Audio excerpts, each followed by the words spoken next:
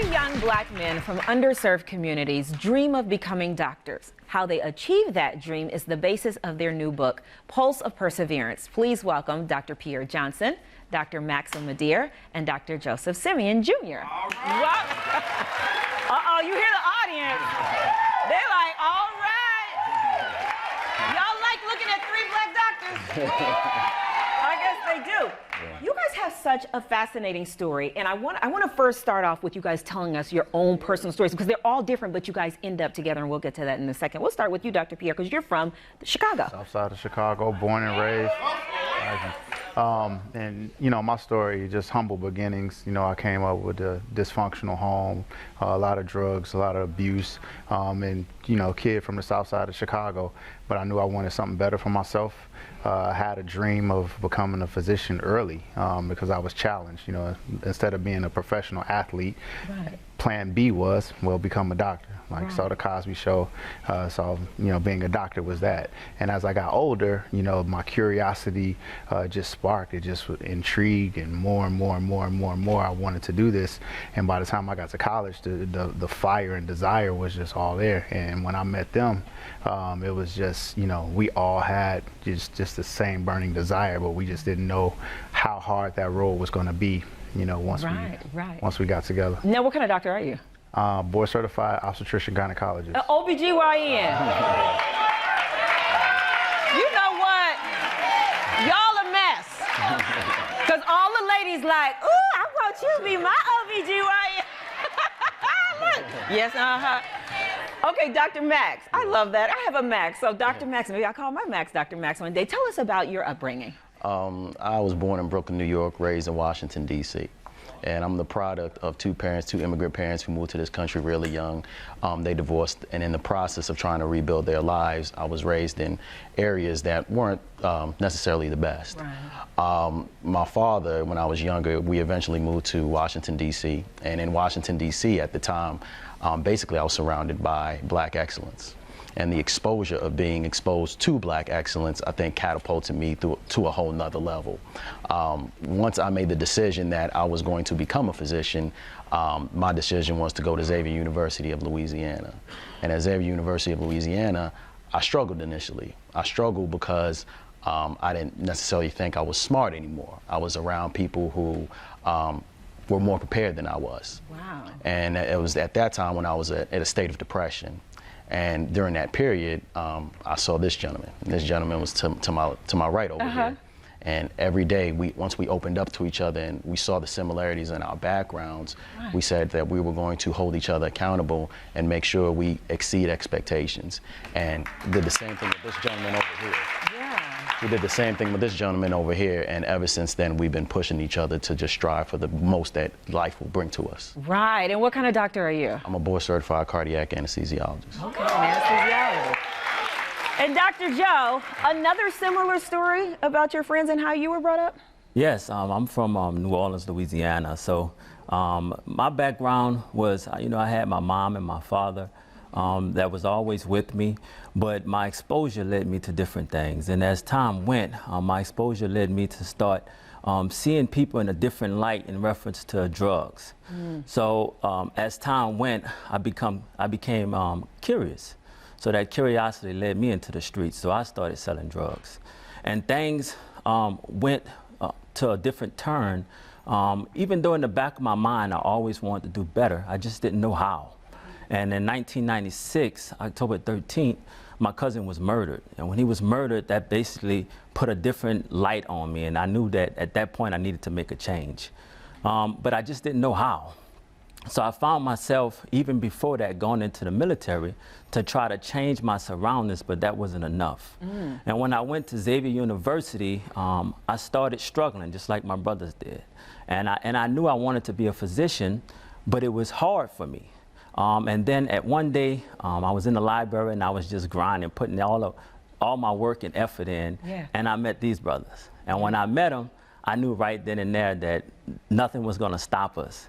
And today, I'm a board certified obstetrician and gynecologist. Another OBGYN. Yes. I am I'm sitting here and I'm listening to you guys tell these stories, and I'm looking at you and I get chills because I think about you guys, 3 different states, 3 different backgrounds, but yet it was your college experience at an HBCU where you guys made a pledge in the library, on the yard, whatever, that I got you, I got you, I got you. Talk about that camaraderie and that brotherhood and how important that is in your success.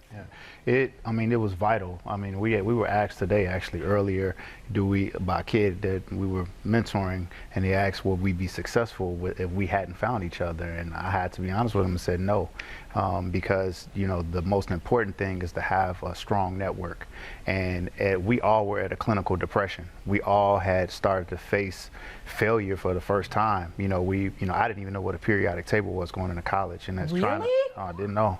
Wow. So, you know, so getting that first few months, getting a pure shock of my life and failing for the first time, I needed somebody. I needed 2 people to really tell me that you could do this, because we're going to do this together. So that was very vital.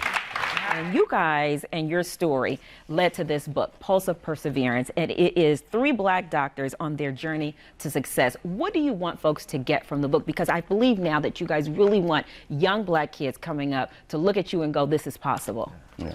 So it's just more than being possible. What we want the book to do is give insight into the experience that all young Black kids have to go through in order to reach their dreams.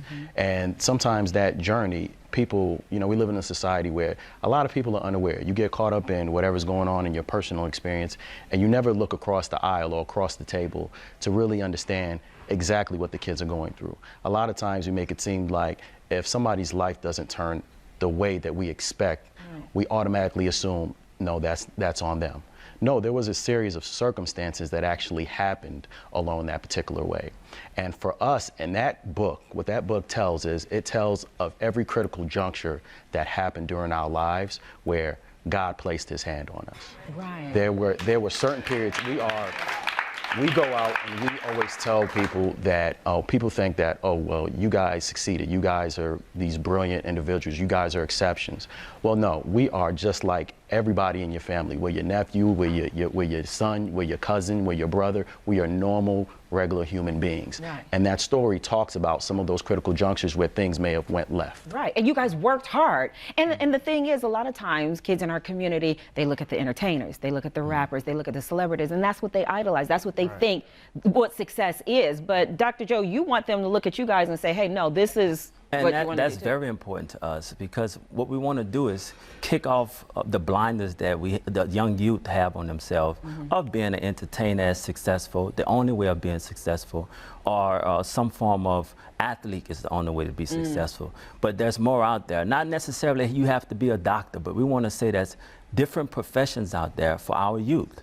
And we need to encourage our youth. And that's one thing that we're trying to do now, is we want to build some form of relationship with athletes and entertainers and all these people, so that they can also come and join with us and show that, you know what, you could still be with individuals, you could still be successful with them, but you can also still relate to them. So just a way to encourage the youth. Right, and you guys are working on a curriculum app? Yeah, we are. And just to piggyback off what he said, like, what if we had a platform, because we can't change their complete perspective, but what if there was a platform where we're sitting on a panel with like a LeBron James or Beyonce, and their focus is already on them, but they shift the focus and say, look, what they're doing is cool. These are other areas of success. So now the blinders are kicked off in that way.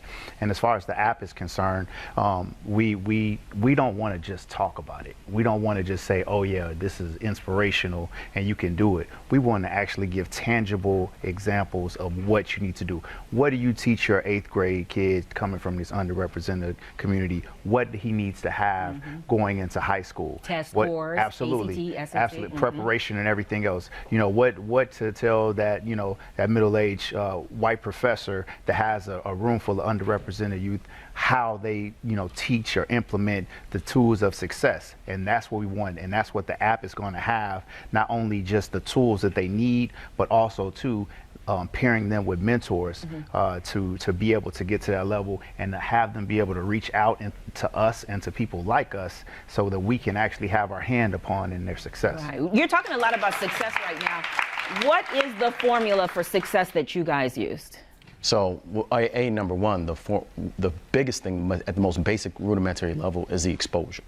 So the exposure is one thing. When you ask the kids, what are they looking at? Everything that they're looking at is on social media and it's on TV. And who do they see on TV? We always place the blame on our kids like, oh, you're the reason why you're not successful. But what are we placing in front of our children to give them the opportunity to succeed? Right. If all they see is Cardi B and the Migos, and they see the opulence and the flaunting of wealth, then they think that, oh, that's success. Right? But and that's the only form of success. No, what they need to know is somebody as great as yourself for them to say, okay, this is me. This is exactly the steps that I took to get here. Our kids want access. They're yearning. They're fiending for that desire and the reach of how do I get to the next level? They just don't know, but they need it and they want to be taught. Right. And the number two thing is that we want them to know is that they need to expose yourself around people that have like minds.